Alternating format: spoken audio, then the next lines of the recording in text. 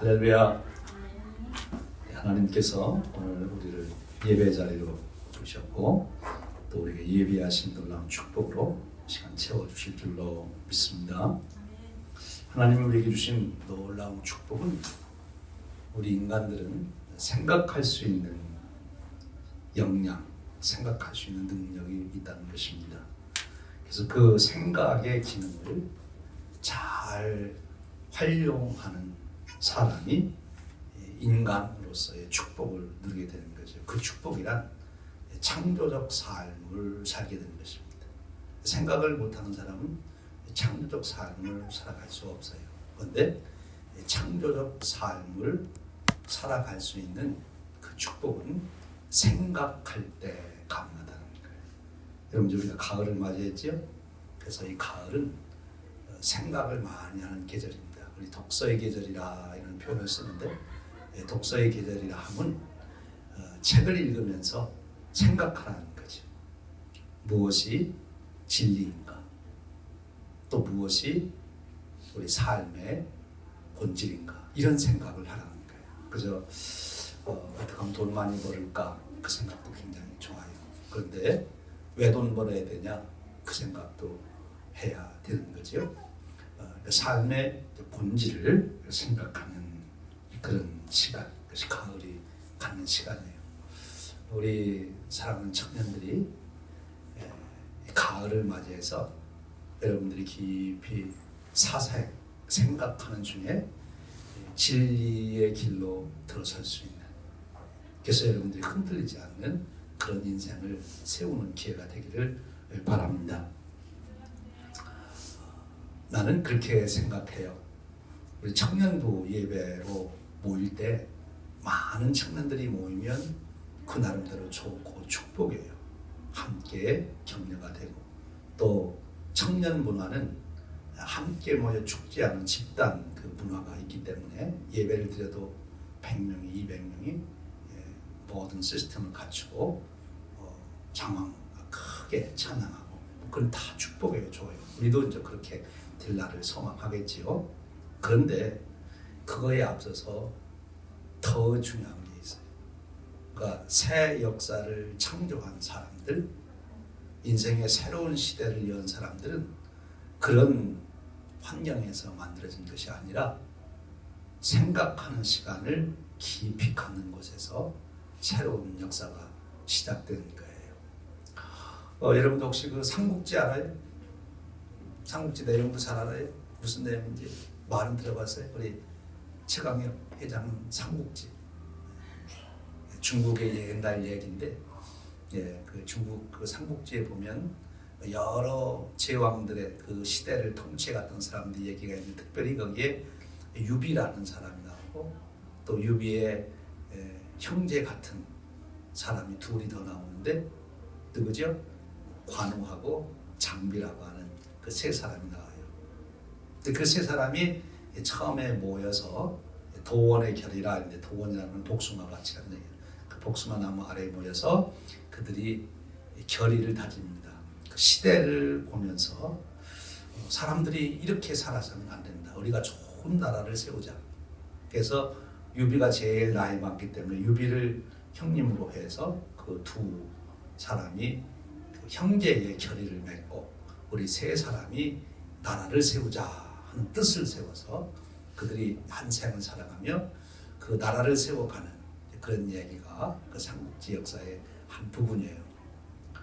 그 나라를 세우는 그 일이 세 사람이 모여서 시대를 바라보며 이 시대에 어떤 뜻을 우리가 펼칠까라고 생각하는 중에 결심을 하고 나라를 세우자 하니까 결국 나라를 세우는 그 과정에 수많은 어려움과 풍파가 있지요.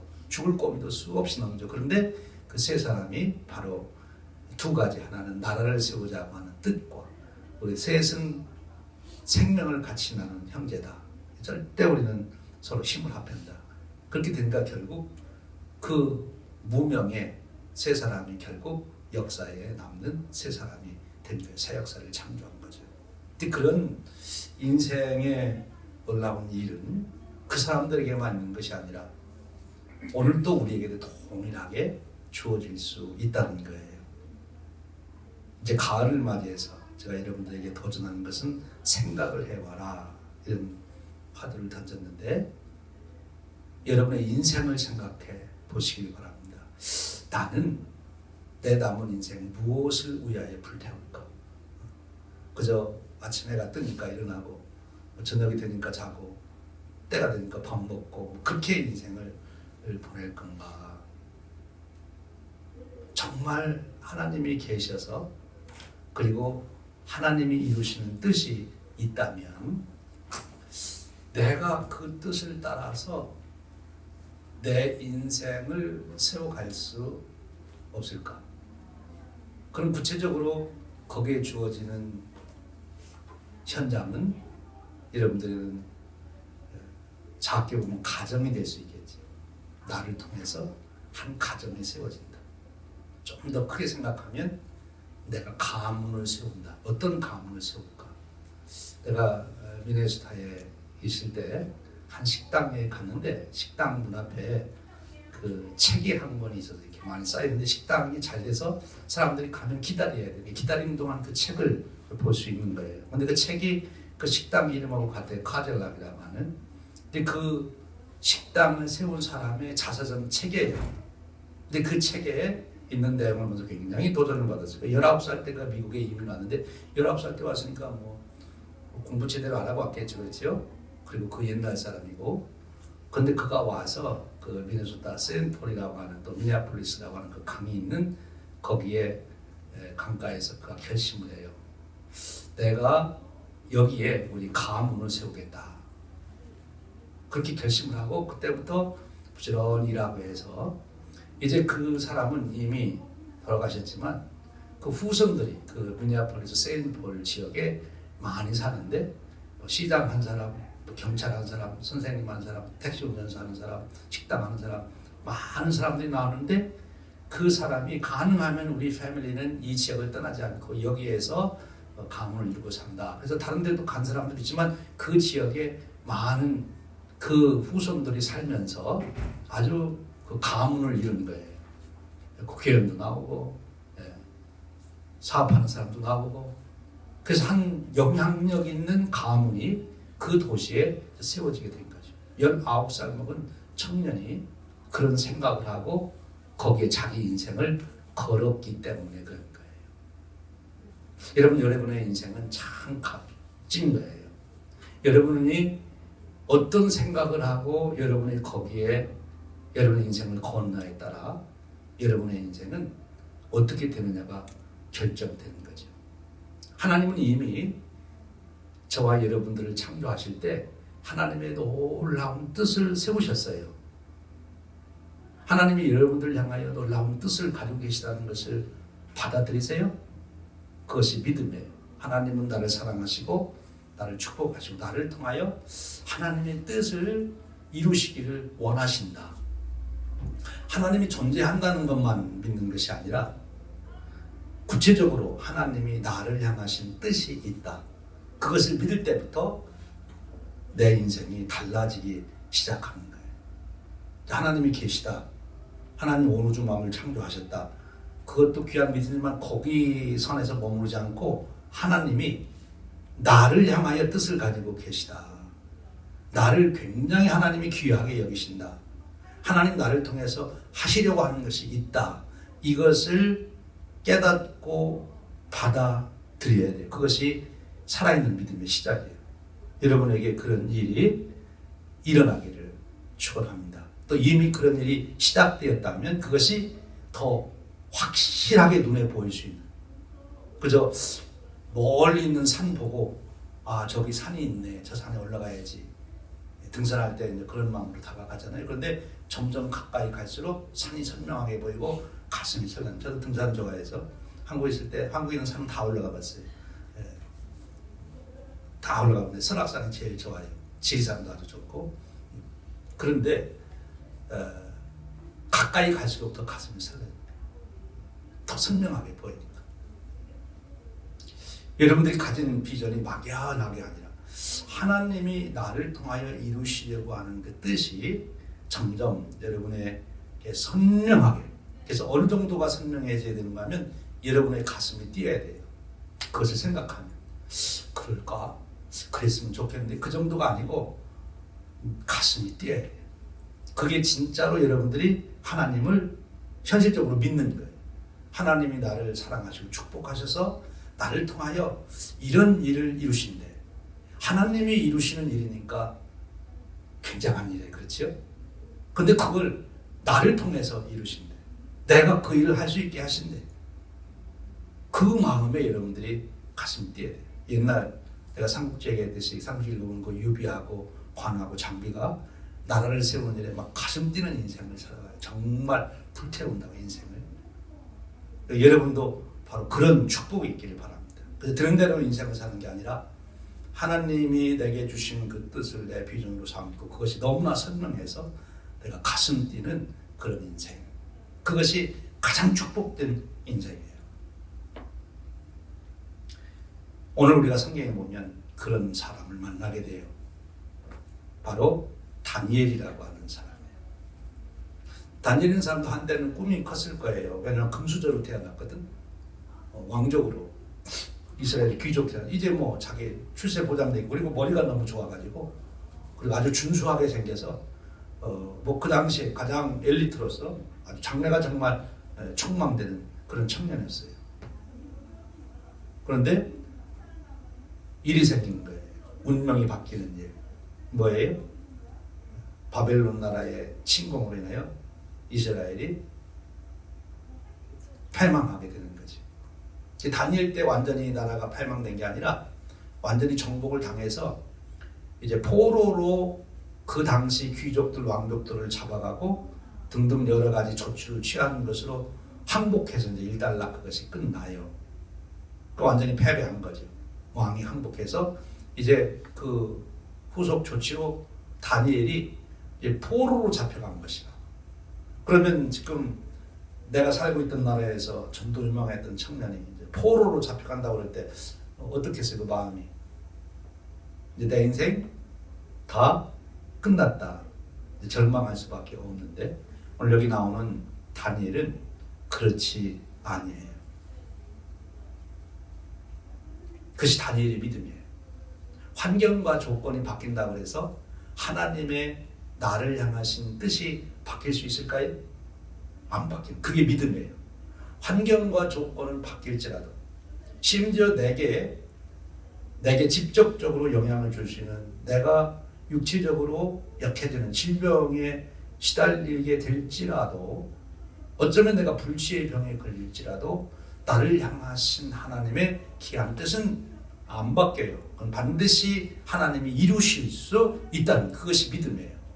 그런 믿음을 가지면 내 환경과 조건에 관계없이 하나님의 뜻을 이루어가는 놀라운 인생을 살게 되는 거지. 지금 다니엘은 절망해야 돼요. 이제 자기 인생이 다 끝났어요. 포로로 잡혀갔어요. 그런데도 그는 하나님께서 자기를 통해서 이루실 그 뜻, 그것이 흔들리지 않고 있는 것을 보게 됩니다. 여러분 인생에 많은 일들이 벌어질 겁니다. 기대하지 않았던 상황이 전개될 거예요.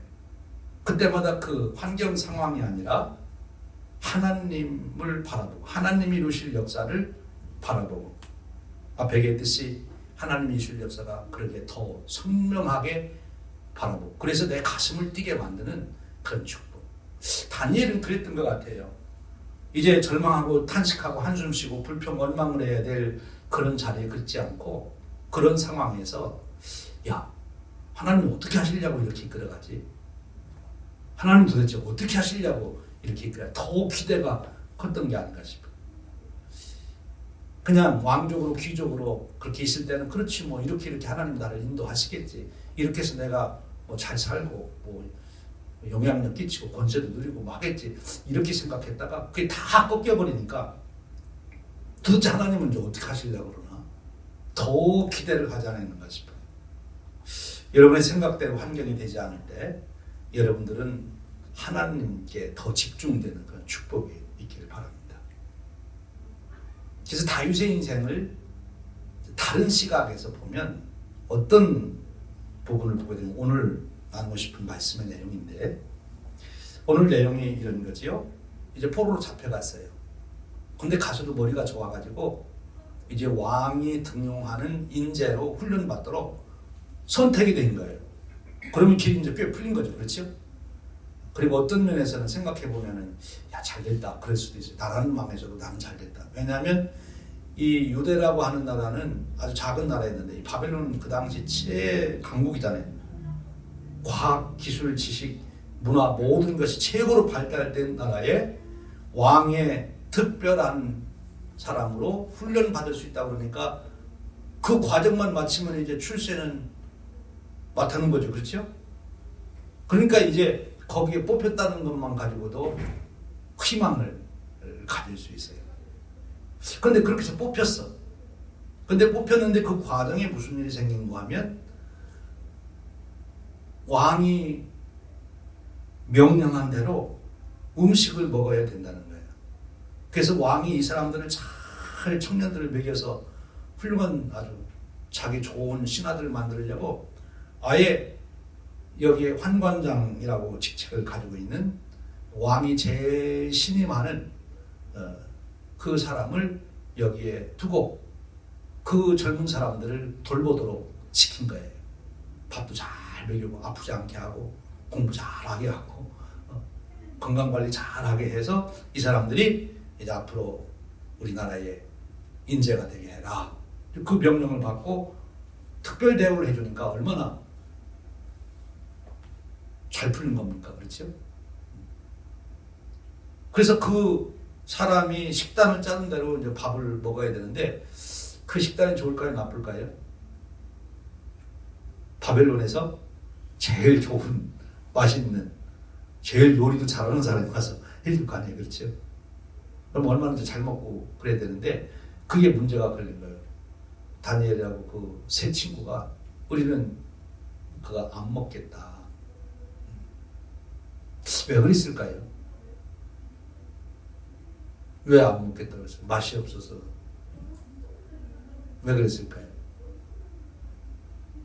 여기 내용에 보면 그 식단이 육식 식단이었어요. 그래서 이제 다니엘이 제시한 것은 나중에 나는 채식 먹겠다. 그래서 채식을 먹잖아요. 근데 왜 육식을 다니엘이 안 먹겠다고 그랬을까요?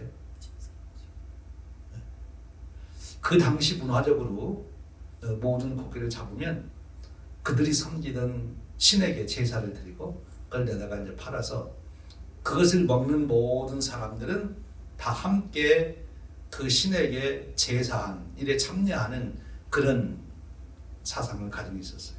그래서 우리는 한 신을 섬긴다. 내가 직접 그 제사 드리는데 안 갔어도 그 고기 먹으면 나도 그 제사에 참석해서 그 신이 내게 축복해 준다. 막 고기 먹으면서 제일 생각했던 것은 건강하게 해달라고, 그 축복 달라고 하면서 고기 먹었겠죠. 그리고 그 신이 이제 그렇게 준다고 생각했겠지요. 그게 모든 사람들의 상식이야. 그런데 다니엘이 그것을 거부하는 거예요. 그 이유는 자기들은 여호와 하나님을 섬기기 때문에 다른 신에게 제물로 바치는, 그래서 그것을 먹음으로 그 제의에 동참하는 그런 일을 자기는 참석 안 하겠다. 참 지혜롭죠. 내가 그 신을 섬기지 않겠다 하는 게 아니라 그냥 난 음식 안 먹겠다. 그런데 그렇게 말하게 되니까 오늘 내용에 보면 환관장이 큰 걱정이 생긴 거죠. 큰일 난다. 지금 왕이 너희들이 얼마나 건강하게 생활하는지 이제 왕 앞에 서서 보게 될 텐데, 왕이 너희들을 볼 때 너희들이 좀 영양실조 같이 뭐 컨디션이 안 좋아 보이는지, 잘 먹으면 피부 빛깔이 좋잖아요. 그렇죠? 그렇지 않으면 이제 자기가 여기 보니까 머리가 다 뭐 붙어 있지 않을 거다 그랬어요. 그래서 자기가 죽는다는 거죠. 그만큼 왕이 아주 신중하게, 그 당시 왕이 참 지혜로웠던 것 같아요. 자기가 쓸 인재에 대해서 아주 은혜를 베푼 거죠. 근데 이 다니엘은 그걸 거절하는 거죠. 그러니까 이제 이 환관장이 걱정이 생긴 거예요. 큰일 난다 그렇게 하면. 내 목숨이 달려있다 그 일에. 안 된다 하는 거죠. 목숨이 달려있다고 하는 얘기는 얼마나 강하게 거절하는 겁니까? 그렇죠? 자, 이때 여러분 같으면 어떡하겠어요? 한번 얘기해봤지만 안 되는 거 어떡하냐? 그냥 잘 먹고 잘 살자. 다들 그러는데 뭐. 다들 좋다는데 그냥 나도 그냥 가지. 근데 다니엘은 그러지 않았다는 거죠. 하나님께서 자기들을 향하여, 자신을 향하여 가지신 뜻이 무엇인지를 알고 그 뜻이 이루어질 것을 너무나 분명하게 보았기 때문에 그 환관장의 제안을 거절하고 대신 다른 제안을 하게 되죠. 그 제안이 우리는 채식만 먹게 해주십시오. 그리고 참 지혜롭게 얘기하는 거예요. 한번 시험해보자. 시험해보자는 데야 이 환관장도 굳이 마다할 필요가 없지요. 그냥 끝까지 그러겠습니다. 아니면 나는 우상숭배 안 하기 때문에 안 먹습니다. 이제 그러면 더 문제가 되실 텐데 시험해보자 하니까 이 환관장 그래 뭐 한번 그럼 시험해보자. 며칠 동안 그렇게 해보면 뭐 그런다고 문제될 게 없으니까. 그래서 시험을 해보게 됩니다. 근데 결과는 채식 다이어트를 이 다니엘이 잘 알았던 거. 어쩌면 하나님 그런 지혜를 줬을 거예요. 그렇죠? 너는 단백질은 꼭 필요한데 채식에도 단백질을 보충할 수 있는 게 있다. 아보카도를 잘 먹든지 그렇게 해서 고기를 안 먹어도 충분히 고기 먹은 사람 이상으로 더 좋은 단백질, 더 좋은 지방, 더 좋은 탄수화물을 섭취할 수 있도록 그런 음식에 대한 지혜도 주셨는지 모르겠어요. 네, 결과로는 더 채식을 하고 좋아지는 거에 더 윤이 나고. 여기서 우리는 다니엘이 얘기니까 쉽게 넘어가지만 이것을 우리의 생활의 현실로 와서 본다면 이게 쉬운 일인가? 정말 내가 출세할 수 있는 길이 있는데 그 길을 거절하는 거나 마찬가지고, 거절한 정도가 아니라 이 환관장 얘기대로 만일 왕이 내리는 음식을 거절했다고 하는 것은 결국 왕에 대한 항명이 되고, 왕에게 있어서 다니엘과 그 뭐 세 친구가 그렇게 중요하지 않죠. 사실 현 시점에서 약하게는 그냥 집으로 돌아가라 그럴 수도 있고, 심하면 왕의 명령을 거절했다 그래서 죄인으로 이제 판정해가지고 죽을 수도 있어요. 그런 상황에서 어찌 이렇게 할 수 있었을까? 인생은 어찌 보면 좋은 표현은 아닌데 일리가 있어요. 인생은 배팅이다. 여러분 무엇에 여러분의 인생을 배팅할 거예요? 우리 이제 영화 같은데 보면 주인공이 그 이제 갬블하는 데 가가지고 이제 막 그 반대 사람하고 갬블 하는데 마지막에 다 갖다 놓고서는 한꺼번에 배팅을 하잖아요. 그리고 이제 이겨서 이제 영화가 주인공이 있는 건데, 여러분은 여러분의 인생을 어떤 일에 배팅할래요? 여러분의 시간, 여러분의 재능, 여러분의 건강, 여러분의 모든 것을 올인을 어디에다 올인하려고 해요? 오늘 다니엘은 올인하는 데 성공한 거예요. 인생은 올인해야 돼요. 신앙이란 바로 하나님께 올인하는 거예요. 더 구체적으로는 하나님이 내게 주신 약속, 나를 통해서 하나님이 이루시고자 하는 그 일에 내가 올인하는 것이 하나님을 전적으로 신뢰하고 있는 거죠. 그 영화의 주인공이 자기가 거기에 올 베팅을 하는 이유는 자신 있기 때문에 하는 거란 말이에요. 알기 때문에 이건 분명히 내가 이긴다. 여러분 정말 하나님의 뜻에 여러분의 인생을 맡기면, 여러분의 인생이 하나님 뜻대로 되면 정말 최상의 인생이 된다고 자신 있어요?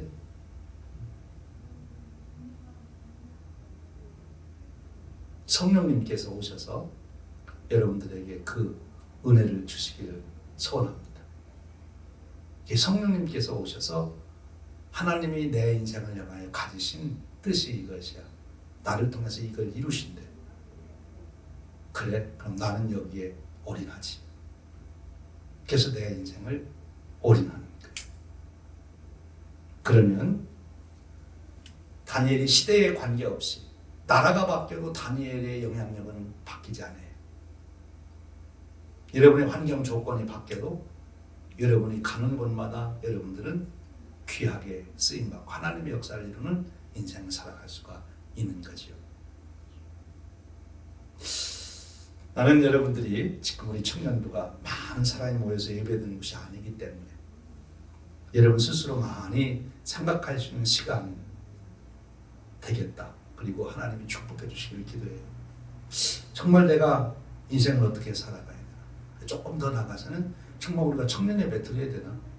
우리 3명이 언제까지 이렇게 드려야 돼? 예배 이렇게 해도 돼? 근데 하나님이 정말 우리 예배를 받으시는 것이 마음이 없는 사람, 인간적인 축제로 10,000명이 모이는 것보다 하나님을 진정으로 경배하고 예수님을 찬양하고 그 말씀 듣기를 소원하고 기도의 제목을 가지고 나오는 사람들 3명만 모여도 2사람이 모여도 주님 함께 하신다 하셨습니다. 주님이 함께 계신 예배가 진정한 예배예요. 나는 여러분들이 3사람이 모여서 또 친구를 초대해서 함께 모이는 예배가 상당 기간 가는 동안 여러분 단련되길 원합니다. 진정한 예배자로 분위기에 따라서 우리가 모이고 안 모이고 내 마음에 하는 것이 아니라 내 마음에 흔들림 없이 내가 단독자로 하나님 앞에서 엎드려서 하나님을 찬양하는 하나님, 이것이 저의 고백입니다. 분위기가 아니라 내 마음으로 하나님을 예배하는 진정한 예배자로서 여러분들이 나가기를 하나님은 반드시 여러분들을 통해서 하나님의 뜻을 이루어요. 조금 전에 제가 개인적인, 가정적인 여러 가지 얘기했지만 좀 더 우리의 현실로 하나의 예를 들어 축소하면 우리 청년부 예배, 반드시 여러분들을 통해서 하나님 분님이 이 시카고 땅에 청년들이 모여서 하나님을 예배하는 큰 예배를 이루실 것을 확신합니다. 하나님께서 이루실 거예요. 하나님은 예배받기를 원하시니까. 새로운 세대가 일어나서 하나님을 예배하기를 하나님 원하시니까 하나님 그것을 이루실 때 누구를 통해서 이룰 거냐? 그 마음에 심지가 굳은 사람, 다니엘 같은 사람, 환경 조건에 흔들리지 않고 하나님 주신 약속에 올인하는, 베팅하는 사람, 그 사람. 그래서 여러분이 예배 준비할 때도 100명 모인다 하면 더 열심히 준비하고, 우리 3명 모이니까 그냥 하자, 그랬으면 안 돼요. 3명이 모여도 100명이 모이는 것처럼 기도하고 준비하고, 하나님 오늘 제가 청년부 예배를 하나님께 영광 돌립니다. 하나님 반드시 받으세요. 지금 다니엘과 세 친구 4명을 하나님 훈련하셔서 앞으로 제국을 바꿔가는 놀라운 꿈을 이루어가고 계십니다.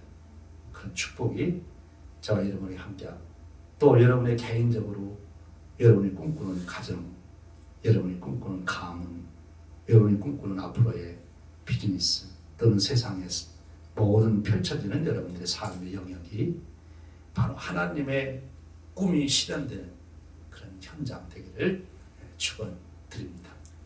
가을입니다. 여러분 한번 깊이 생각하는 시간 가지세요. 그리고 하나님 앞에 단독자로서 고백을 하세요. 하나님, 그렇습니다. 저는 하나님께 올인하겠습니다.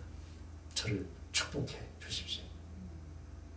기도하겠습니다. 하나님, 우리 귀한 청년 다니엘, 사드락, 메삭, 아벳nego 세우셔서 한 제국의 역사, 시대를 이끌어가게 했습니다. 오늘 여기 우리 귀한 청년들 예배 받으시고 축복하시옵소서. 하나님의 지혜로, 하나님의 능력으로, 하나님의 비전으로 충만하여 매일 가슴 뛰는 새 하루를 맞이하게 하시고 미래를 바라볼 수 있도록 이끌어 주시기를 원합니다. 하나님 뜻을 품고 살아가는 젊은이로서 의기가 있게 하시고 담대함 있게 하시고 하나님 동행하시기에 얻는 평강이 넘치게 하여 자신감이 있게 하옵소서. 하나님 지혜 주시기 원합니다. 능력 주시기 원합니다. 세우시고 영광 받아 주옵소서. 예수님 이름으로 기도하옵나이다. 아멘.